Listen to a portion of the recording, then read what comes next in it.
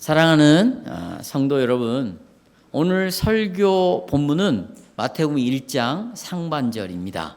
살몬은 라합에게서 보아스를 낳았다. 오늘 여러분이 구역 모임 시간에 말씀을 나눌 때 이 이야기만 해도 돼요. 살몬은 라합에게서 보아스를 낳았다. 이 보아스는 마침내 다윗의 아버지 이새를 낳았고, 이새는 다윗을 낳았다. 그러니까 다윗의 어머니는 누구냐면 실은 라합이에요. 라합. 올라가면. 그렇죠? 마태복음 1장에 보면 네 여인이 나옵니다. 네 여자가 나와. 예수님의 족보에 네 여자. 첫째는 다말이라는 여자. 그렇죠? 두 번째는 라합, 세 번째는 룻, 네 번째는 우리아의 아내 밧세바가 나오는데, 두 번째로 나오는 여자가 바로 여인이 라합입니다. 라합은 여러분 여리고라는 조그마한 도시에 살았는데 그가 하는 일은 창녀였어요.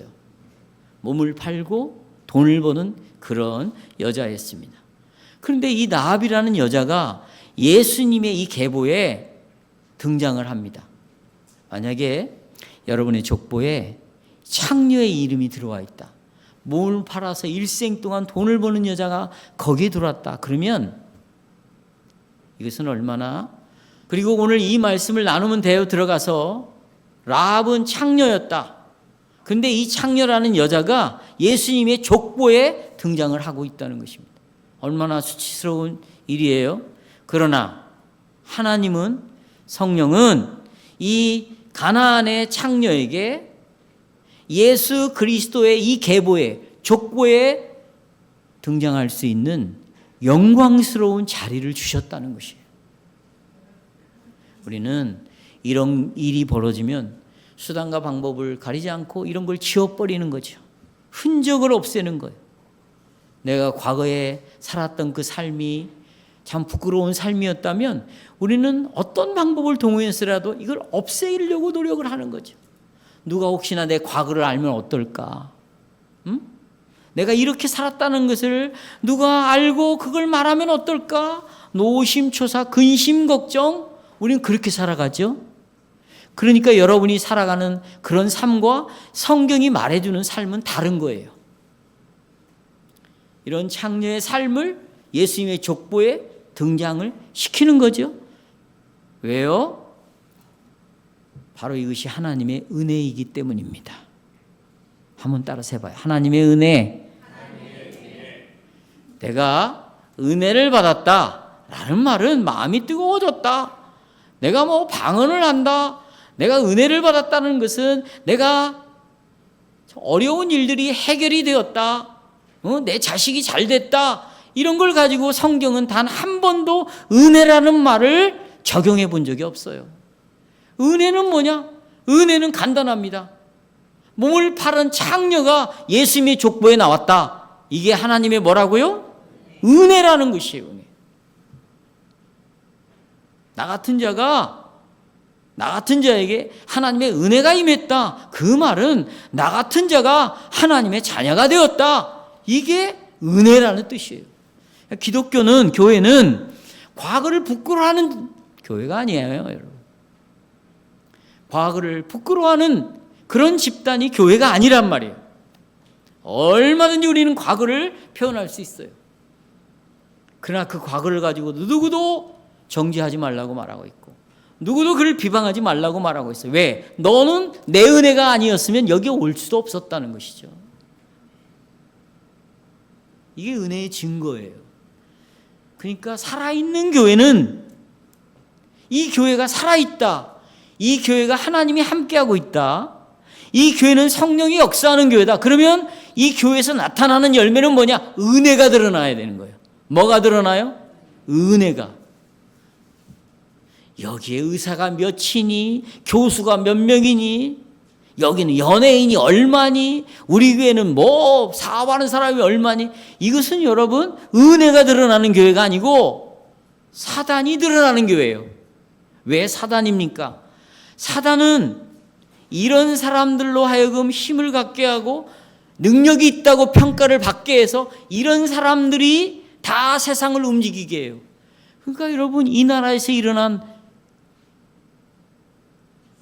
계엄령이 서울대 법대 출신들이에요. 왜요? 여러분들이 그런 사람을 위대한 사람이라고 그동안 높여놨잖아요. 교회는 그런 곳이 아니에요. 그러니까 교회 들어오면 스타가 바꿔지게 돼 있어요. 따라서 스타가 바뀐다. 세상에서는 이런 사람이 스타죠. 근데 여기서는 정말 내놓을 것도 없어요. 학벌도 짧아. 집도 가난해. 뭐 내놓을 만한 것이 없네. 근데 이 사람이 신실하게 하나님의 은혜만 붙잡고 사는 거예요. 라합처럼. 그러면 이런 사람이 교회에서 스타가 되는 거예요. 이런 사람들이 먼저가 되는 거예요. 나는 이런 교회가 되기를. 우리 함께 기도해요. 이 교회 들어오면 스타가 바꿔져야 돼. 그래서 이 창녀를 하나님의 은혜로 족보에 기록하게 했어요. 이것이 하나님이 하시는 일이에요. 그러니까 내가 지금 어떻게 사느냐 중요하지 않아요.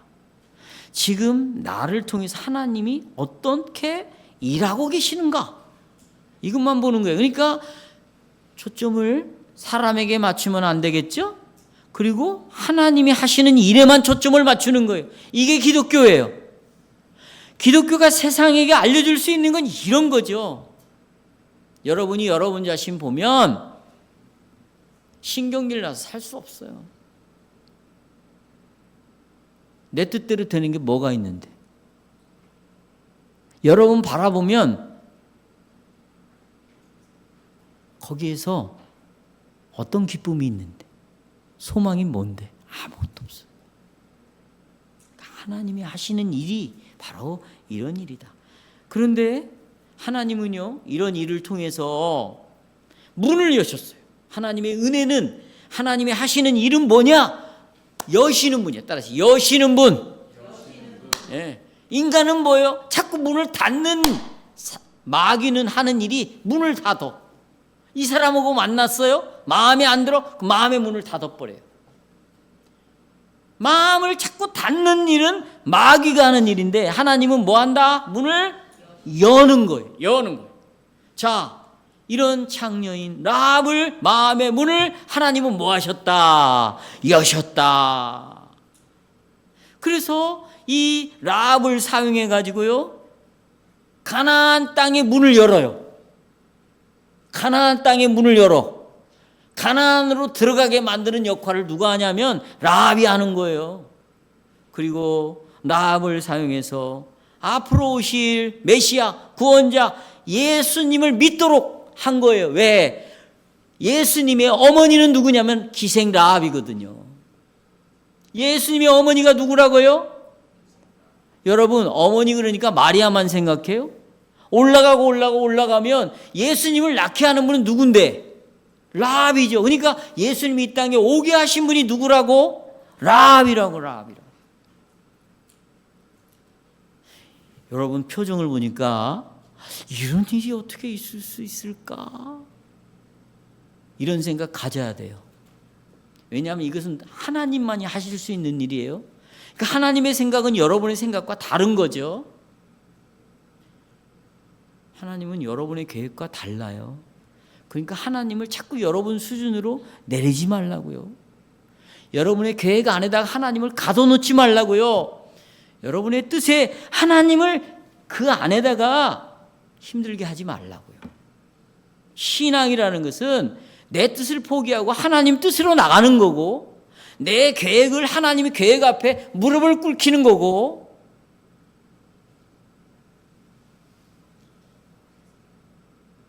이것이 신앙생활인 거예요.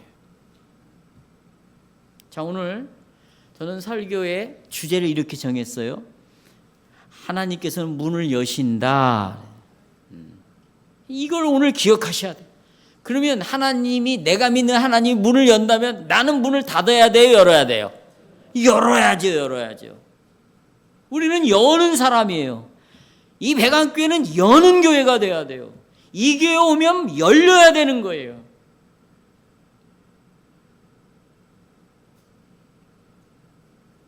세 가지 말씀드립니다. 첫째, 하나님은 라합의 마음의 문을 열어서 믿음을 주셨어요. 믿음을 주셨어요. 성도 여러분, 이스라엘 사람들은요, 하나님께서 아브라함과 이삭과 야곱에게 약속한 가나안의 대문에 딱 이르렀어요. 대문. 여러분, 집을 들어가려면 어디를 통과해야 돼요? 대문이죠. 가나안 땅에 들어가려면요, 대문을 통과해야 되는데 그 대문이 어디냐? 여리고성이에요. 여리고를 통과해야 가나안 땅 안으로 들어갈 수 있습니다. 대문에 딱 이르렀어요. 그런데 이전에도 이스라엘 백성들은 가나안 땅에 있었던 적이 있었어요. 그때가 언제냐? 지금부터 지금 오늘 나오는 이 사건으로부터 40년 전에 모세가 지도자였을 때 12명의 정탐꾼을 선택을 해가지고 가나안 땅을 샅샅이 다 뒤져서 나한테 보고해라. 그래 12명이 가나안 땅을 정탐하고 왔죠. 그리고 와서 모세에게 보고하는데 들어보십시오. 자, 12명 중에 10명은 이렇게 보고했습니다. 모세요, 이스라엘 백성들이요, 우리는 가나안 땅에 절대로 들어가면 안 됩니다. 다 죽습니다. 가나안 땅은 절대로 빼앗을 수가 없습니다. 왜? 그들은 이미 정착민이기 때문에 무기 있죠. 엄청나게 강력한, 우리가 구경도 못한 무기들이 이 안에 있습니다. 훈련된 군사들이 있습니다. 그들은 우리보다 키가 장대하고 굉장히 힘이 센 사람들입니다. 자, 얼마나 똑똑해요? 정확히 관찰을 하고 보고를 했으니까. 그런데 10명 중에 10명, 2명은 여호수아 갈렙.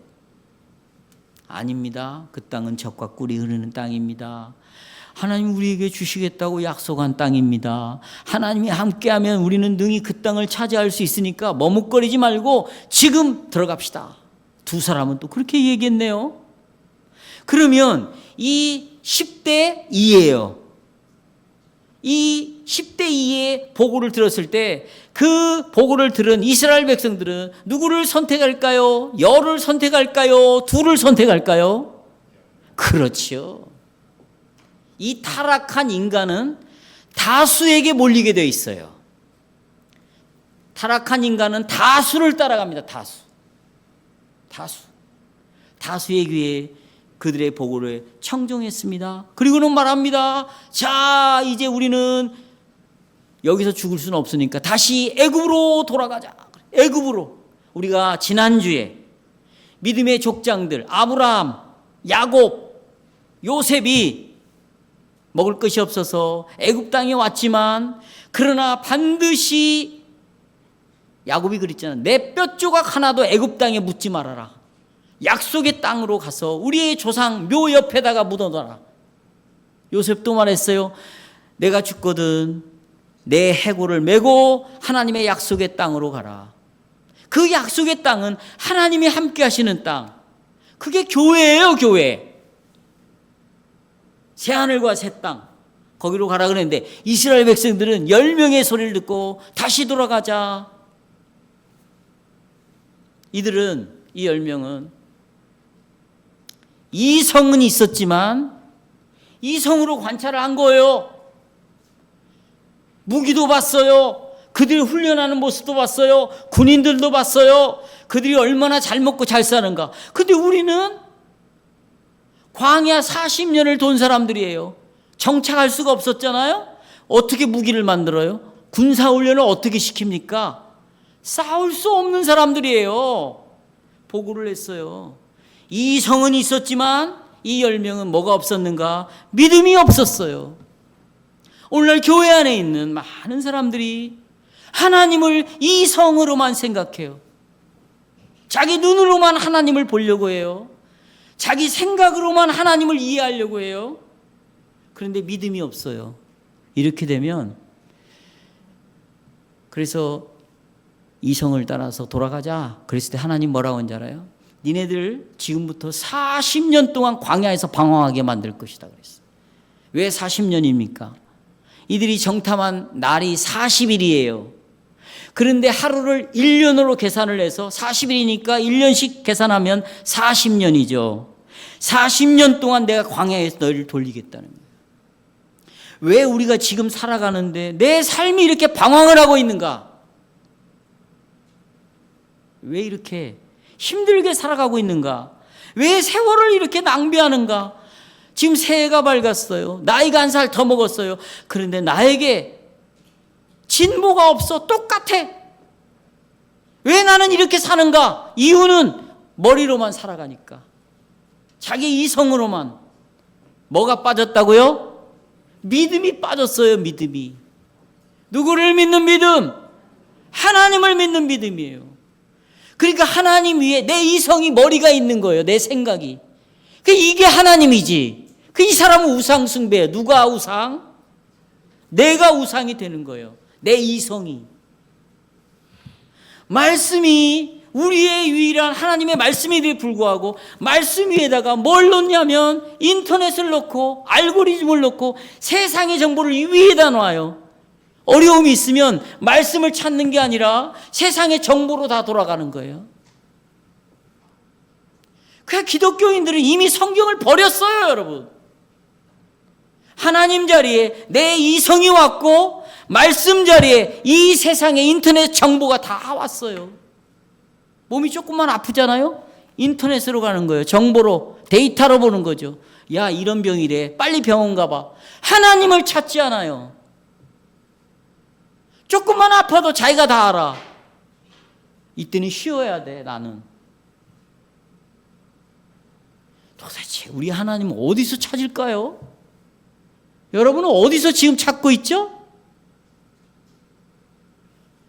10명은 그래서 40년을 방황하게 되는 거예요. 여러분, 오늘 이 방황을 끝냅시다. 믿음의 자리로 오는 거예요. 자, 그래서 이 40년 동안에 하나님의 징계가 이제 딱 끝났어요.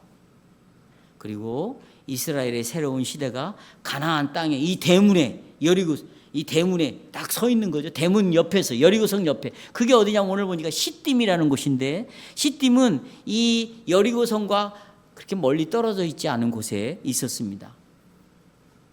여리고는 요단강을 건너자마자 만나야 되는 가나안 땅의 첫 도시예요. 그래서 제가 대문이라고 말하는 거고 이 대문은 반드시 점령을 해야 가나안 땅에 들어갈 수 있어요. 근데 여러분이 알다시피 이 대문은 강력한 요새입니다. 첫 대문이니까 얼마나 여기를 요새화 시켰겠어요.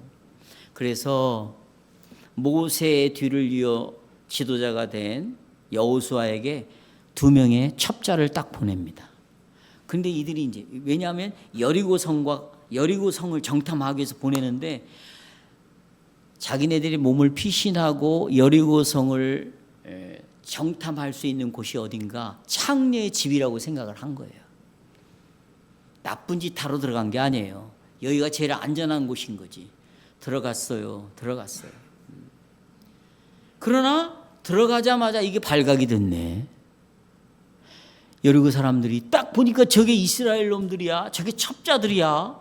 곧바로 여리고 왕에게 보고를 했고 군사를 보내어서 라합의 집에 들어가서 당장 잡아와라. 그런데 라합이 이 2 첩자를 딱 숨겨준 거죠.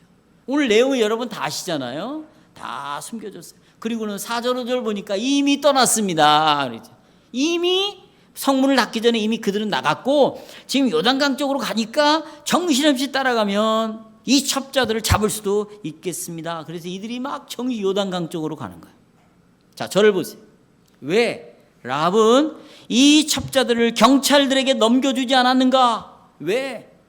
지금 이들이 시딤에 머물러 있다는 거 다 알고 있어요. 그러니까 바로 여리고성 도시의 코앞에 있다는 걸 알고 있는데 왜 넘겨주지 않았는가? 만약에 이거 들키면 이게 반역죄잖아요. 그건 사형이지, 사형. 대답은 하나입니다. 왜 라합은 첩자를 넘겨주지 않는가? 하나예요. 그는 이스라엘의 하나님을 믿었습니다.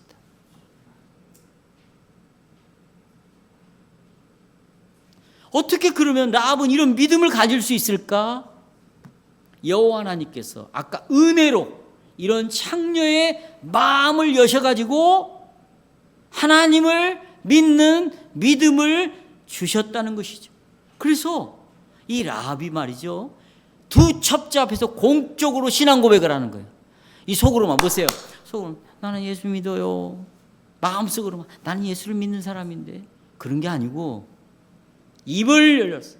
공적으로.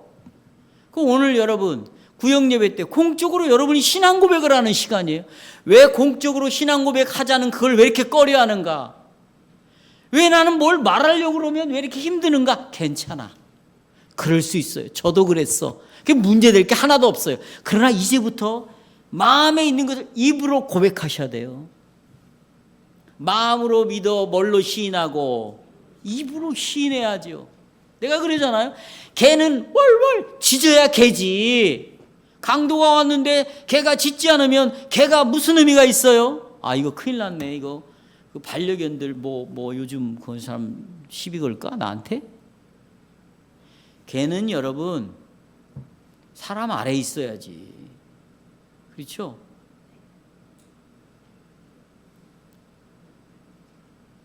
경찰차는 사이렌 소리를 윙윙윙 내야 돼요. 여러분과 나는 입으로 나는 예수를 믿습니다. 말을 해야 될 거 아닙니까? 따라서 하십시오. 고백합시다. 여러분 세상 사람들도요, 음식을 먹을 때 소주잔을 들고 지하자. 그들은 그들의 그 신앙 고백인 거예요. 이모 소주 한 병, 이게 그들의 신앙 고백인 거예요. 우리의 신앙 고백은 뭐예요? 입을 시인해서 나는 하나님을 믿습니다. 이 이야기를 라합이 두 첩자에게 이야기를 했습니다. 자, 제가 읽어드릴게요. 9절 들어봐요. 그냥 들어봐. 말하되 여호와께서 이 땅을 너에게 주신 줄을 내가 아노라. 신앙 고백이요. 내가 너희를 심히 두려워하고 이 땅 주민들이 다 너희 앞에 간담이 녹았다. 이는 너희가 이 이야기를 합니다. 애굽에서 나올 때 하나님이 홍해의 물을 말려버렸다는 거예요. 홍해 바다를 갈라갖고 마른 땅을 걷게 했다는 것. 그 다음에 요단 저쪽에 있는 아모리 족속이 있거든요. 아주 고약한 놈들이야, 이 족속들. 여기에 여러분 시혼 왕이 있어요. 옥이라는 왕이 있습니다. 아주 무서운 왕이에요. 그런데 이 왕을 단칼에 하나님이 다 없애버렸어요. 이 이야기를 뭐 했다? 들었다. 그러니까 라합은 출애굽 때부터 40년의 이스라엘 백성들 속에 하나님이 어떤 일을 하셨는가를 지금 이야기하고 있습니다. 그리고 여리고성 사람들은, 가나안 땅에 있는 사람들은 이 전능하신 하나님이 어떤 일을 하셨는가를 들었어요. 아하, 하나님이 함께 하시면 이 이스라엘을 절대로 이길 수가 없는 나라구나. 들었어요. 믿음은 어디에서 나며? 들음에서 나며 그랬어요. 40년 동안 일어난 일을 들었어요. 제가 왜 오늘 라합을 설교할게요? 주일날 지난주 오후 설교, 이것은 반드시 모두가 다 들어야 돼요. 예배를 참석하지 않았던 사람들은 반드시 이 설교를 들어야 이 교회를 다닐 수 있어요. 믿음은 들음에서 나는 거예요. 들었어요. 그래가지고 여호수아서 2장 11절에 라합이 이렇게 말합니다. 라합이 우리가 그 너희들이 하나님이 하신 일을 듣자 마음이 녹았대. 또 너희로 말미암아 정신을 잃었대요. 너희 하나님 여호와는 위로는 어디에도 있고 하늘에 있고 아래로는 어디에도 있고. 그러니까 여러분 10계명의 제1계명 우리가 아까 낭독했죠. 여호와 이외에는 다른 신이 있다 없다? 없다. 그리고 그는 여호와의 이름을 불렀어요. 여호와의 이름을 망령되이 부르는 자는 하나님으로부터 3대가 저주를 받는다고 하잖아요. 그러니까 벌써 여호와의 이름을 불렀어요. 여호와 외에 다른 신이 없음을 고백했어요. 1계명을 지켰어요. 첫 번째 계명을 지키면 나머지 계명을 다 지키는 거나 똑같아요. 신은 하나님 외에 하나님 곁에, 하나님 위에, 하나님 아래에 다른 것들을 두니까 여러분들이 나머지 계명을 다 어기는 거예요.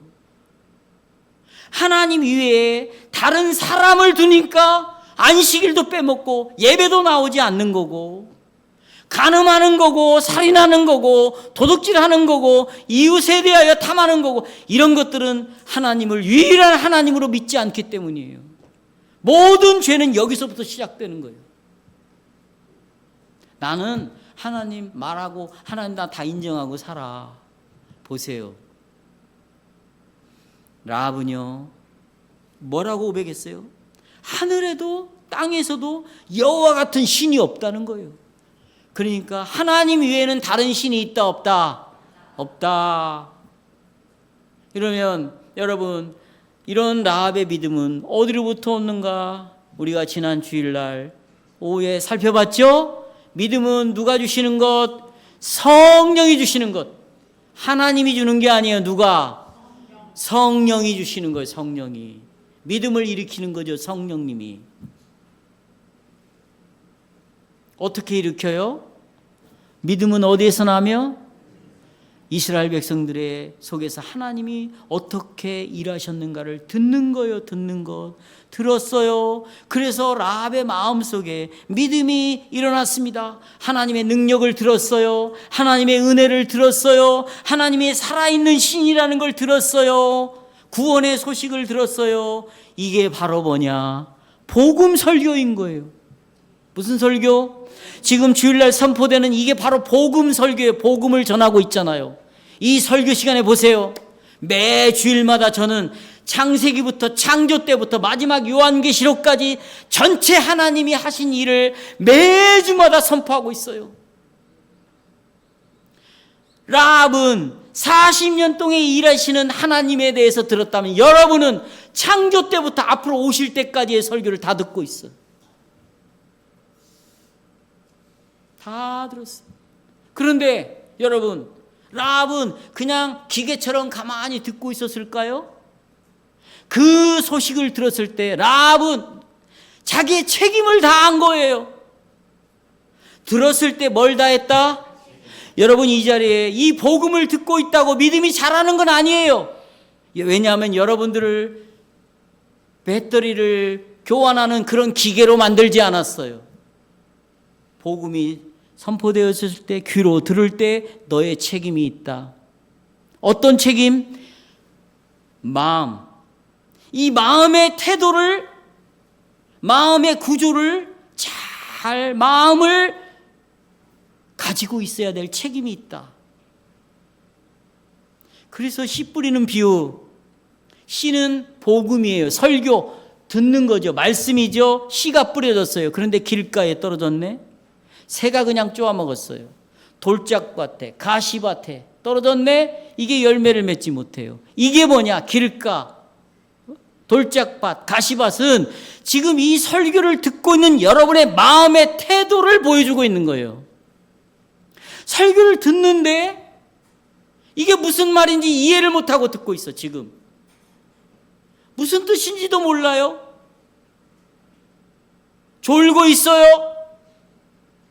엉뚱한 생각을 하고 있어요. 이게 무슨 말인지 모르겠어. 그러면 이 사람은 그냥 사단이, 여기 새는 사단을 상징해요. 이 말씀을 그냥 쪼아먹어 버리는 거죠. 들으면서 근심 걱정, 돈의 염려, 재리의 유혹, 이런 것들이, 온갖 것들이, 내 생각, 내 감정, 이런 것들을 가지고 여기 듣고 있어요. 듣는데 믿음이 생기지를 않는 거예요. 그러니까 변화가 없는 거죠. 왜 나는 설교를 들으면서도 그렇게 똑같은가? 내 마음이 가져야 될 이 마음의 준비가 잘못된 마음을 갖고 있다는 거예요. 이 책임은 누구에게 있다? 하나님, 나에게 있다는 거예요. 나에게. 여러분, 나쁜 마음을 가진 사람에게는 나쁜 복음을 전해주고 좋은 마음을 가지고 있는 사람은 좋은 설교를 해줍니까? 아니죠. 차별 없이 똑같은 설교를 듣고 있지만 듣고 있는 내 마음의 태도는 길가 같은 마음이고 가시밭, 돌짝밭 같은 마음이에요. 라합은 하나님이 하신 일을 들었어요. 그럴 때 이는 옥토였어요. 이것은 하나님은 살아계시다. 나는 이것을 받아들여야 되겠다. 믿어야 되겠다. 적극적인 마음을 갖고 있었어요. 사모하는 마음을 갖고 있었어요. 이건 진리라는 마음을 갖고 있었어요. 이 말씀만이 내가 살 수 있는 유일한 말씀이라고 받아들였던 거죠. 이 사람에게는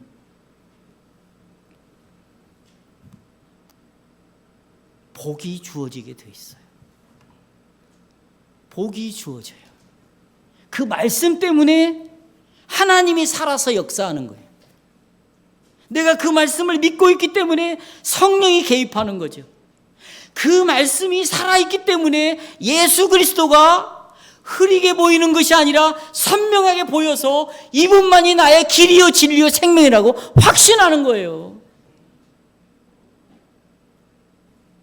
그런데 성도 여러분, 그러니까 이 말씀을 들을 때 정신 똑바로 차리고 내가 해야 될 책임, 사모하는 마음, 그런 은혜가 있기를 바랍니다. 이것이 이제 첫 번째 제지에서 결국 이렇게 말씀을 들음으로 마음을 열어줬다. 두 번째, 이제 여러분 보세요. 라합의 이 믿음을 통해서 가나안 땅의 문이 열리는, 라합 때문에. 누구 때문에? 그래서 히브리서 11장 31절에 보면 이런 말이 나와요. 여러분 핸드아웃에 없어요. 저를 보세요. 히브리서 11장에 라합의 이야기가, 여러분이 히브리서에 믿음의 사람들 중에 여자 두 사람이 나오거든요. 그게 하나가 아브라함의 아내 사라 이야기가 나오고 하나는 라합의 이야기가 나오는데, 라합에 대해서 이렇게 합니다. 믿음으로 기생 라합은 정탐꾼을 평안히 영접해 주었다. 그래서 라합은 순종하지 아니하는 자와 함께 멸망하지 않았다. 이 정탐꾼을 받아들이지 않는 자들과 함께 멸망하지 않았다. 그러니까 정탐꾼을 숨겨준 것이 라합의 믿음이라는 거죠. 이것을 야고보서 2장 25절에서 똑같이 나옵니다. 들어보세요. 이와 같이 기생 라합이 이 정탐꾼들을 접대해 줬대요. 그래서 다른 길로 가게 할 때에 그렇게 행하는 행동으로 라합은 의롭다 하심을 받았다는 거예요. 그러니까 라합이 갖고 있는 믿음은 선반 위에다가 올려놓고 필요할 때만 꺼내는 믿음이 아니었어요. 그가 지금 목숨을 잃을 수 있는 그런 환경 속에서도 라합은 믿음이 살아난 거예요. 믿음이. 어느 상황에 처해 있든지, 내가 어떤 일을 만나든지, 누구를 만나든지, 어느 시간에 있든지, 어떤 공간에 있든지, 이 믿음은 계속해서 이 사람 라합 속에서 활동을 하고 있었던 거예요. 라합의 믿음은 하나님은 살아계시다. 그러니까 하나님이 보낸 정탐꾼을 숨겨주는 행위가 나오는 거죠. 그래서 믿음은 눈으로 보여진다, 숨겨진다. 보여지는 거예요. 내가 믿고 있으면, 여호와를 믿고 있으면 이 예배 시간에 뭘로 보여지느냐? 이 말씀을 진리로 받아들이는 행위가 있는 거예요. 이 말씀을 받을 때 이 말씀을 내가 붙잡고 살아야 되겠다는 이 담대한 확신, 말씀을 붙잡는 이 강력한 힘이 생기는 거예요. 그러니까 이걸 직장으로 갖고 가도 이 말씀이 살아 움직이는 거죠. 그런데 이 믿음을 선반 위에 주일날만 꺼내서 활용하는 사람들은 이 시간에만 믿음이 필요한 거예요. 나가면 믿음은 또 선반 위에 올라가. 하나님은 이런 이례적인 이런 믿음을 주신 적이 없어요. 지금 여러분이 맺고 있는 이런 문제, 지금 상황에 믿음이 나와야죠. 이성이 나오면 안 되는 거예요. 그것이 여러분에게 주신 복이에요. 이게 뭐라고요? 복. 믿음을 꺼내세요. 예수 그리스도에 대한 믿음, 하나님에 대한 믿음을 꺼내셔요. 그래서 라합은 이 믿음이 꺼내져서 하나님을 신뢰하니까 이들을 이들을 어떻게? 숨겨준 거죠. 그리고 이들이 가서 여러분 보고합니다. 보고해요. 라합이 말한 말을 반복해서 얘기해줘요. 가보니까 이 여리고성 사람들이 다 간담이 녹았다고 말합니다. 간담이. 하나님 때문에. 그래? 그러면 쳐들어가자. 가나안 땅의 문을 열게 하는 것은 라합이 갖고 있었던 믿음이 가나안 땅의 문을 연 거예요. 그러니까 하나님이 라합의 마음을 열어서 믿음을 주셨죠. 믿음을 가진 사람은 이제 다른 것에 문을 여는 거예요. 하나님은 내 마음에 문을 열고 문이 열려진 사람은 다른 사람을 여는 역사가 일어나는 거예요. 그래서 그리스도인들은 수동적이고 그저 shy 부끄러워하고 이런 사람들이 아니에요. 제가 그랬죠. 저는 중고등학교 때 심한 우울증을 했다. 수업 일수도 못 채우고 고등학교를 졸업했어요. 우울증 때문에. 집 밖을 나가본 적이 없어요. 그런데 복음을 딱 만났어요. 하나님이 내 마음에 문을 열어주시고 믿음을 주셨어요. 이때부터 사람이 보이지 않는 거예요. 제 눈에. 전에는 이 사람 보고 나 보고 저 사람 보고 나 보고 고개가 항상 어떻게 돌아가. 이 사람 저 사람 no 부정적인 의식이 내 안에 있었지만 이제는 하나님이 나를 선택했구나. 하나님 한번 보고 나 보고 yes. 여러분 노는 우리가 돌려야 될 도리도리가 아닌 거예요. 우리는 위아래예요. 아멘. 여세요. 사람을 만나세요. 환경을 뚫고 지나가세요. 어둠을 빛으로 바꾸세요. 문이 없으면 문을 만드세요. 길 없는 곳에 길을 내세요. 이게 그리스도인이에요. 이게 주님이 하신 일이에요. 라합이 한 일이에요. 우리는 역동적이죠. 능동적이죠. 시켜서 하는 예수쟁이들이 아니에요.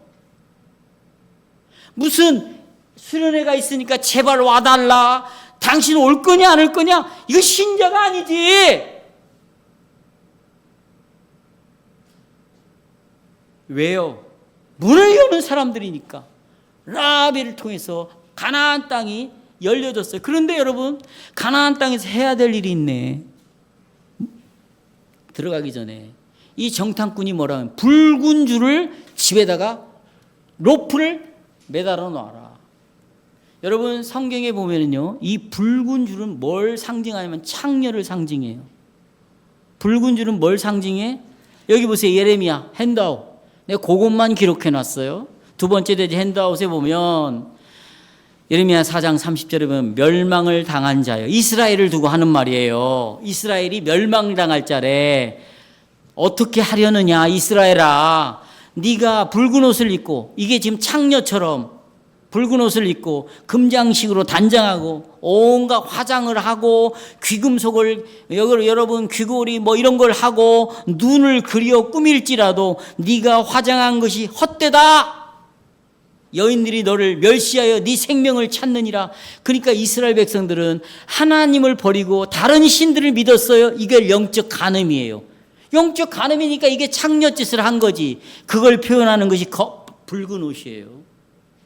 여러분이 잘 아는 다말 알죠? 다말이 애를 못 낳아 남편이 죽어서 그러니까 창녀로 딱 꾸며요. 다말이. 그리고 자기 시아버지 유다와 하룻밤을 지내. 거기서 두 아들을 낳죠. 쌍둥이를. 그래서 쌍둥이 중에 첫째 아들을 붉은 줄로 달았어요. 이건 뭘 의미하냐? 창녀짓을 해서 애를 낳았다 그거야. 셋째, 이사야 1장 21절에 이스라엘 백성들을 창기라고 비난합니다. 21절 바로 앞에 18절에서 너희 죄가 뭐 할지라도 붉은 실로 표현하고 있어요. 붉은 실. 여러분 이 붉은 실이 창기의 표예요. 그런데 보십시오. 잘 봐요. 저 봐요. 이 붉은 줄에서 붉은은 빨간 것은 창기를 나타내면 이 줄은 히브리어로 소망을 말해요. 구원을 나타내는 단어야. 이 줄은. 다시 붉은 색깔은 창녀를 표시하지만 줄은 뭘 나타낸다? 구원의 소망. 야, 너 창녀냐? 숨길 거 없다. 너 붉은 줄을 성 아래로 내려놓고 있어라. 하지만 너 같은 창녀를 누가 선택해요? 그게 하나님의 은혜라고 그랬어요. 자비입니다. 그리고 그를 살려내요. 이것이 하나님이 하시는 일이에요.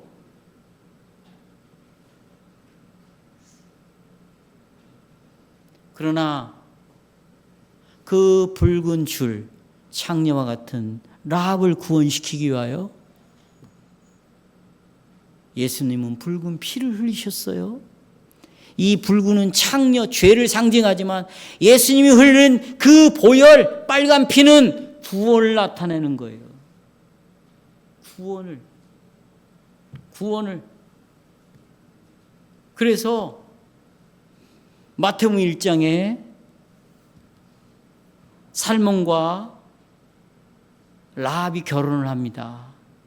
결혼을 해요. 그래서 여기서 누구를 낳냐면 보아스를 낳습니다. 보아스는 누구의 남편? 룻의 남편이죠. 이 보아스에게서 누가 나와요? 다윗이 나옵니다. 다윗에게서 누가 나와요?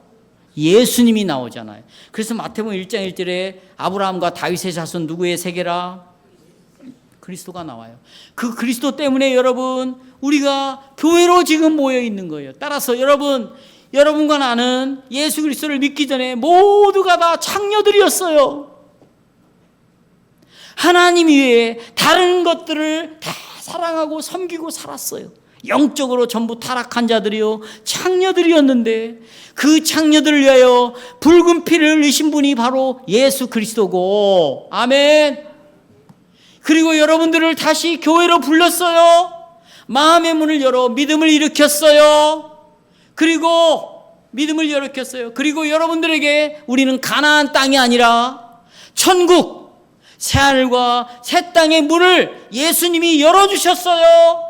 그리고 우리는 그 땅에 들어갈 수 있는 놀라운 은혜를 입었어요. 이것이 놀라운 라합의 자녀를 통하여 태어난 예수 그리스도예요. 이 은혜가 여러분에게 임했으니 이제 우리는 나에게 은혜를 주신, 믿음을 일으키신 그 하나님의 은혜로만 살아가는, 그 은혜를 즐기며 살아가는, 그 은혜를 다른 사람에게 전파하고 살아가는 여러분과 제가 되기를 주님의 이름으로 축원합니다.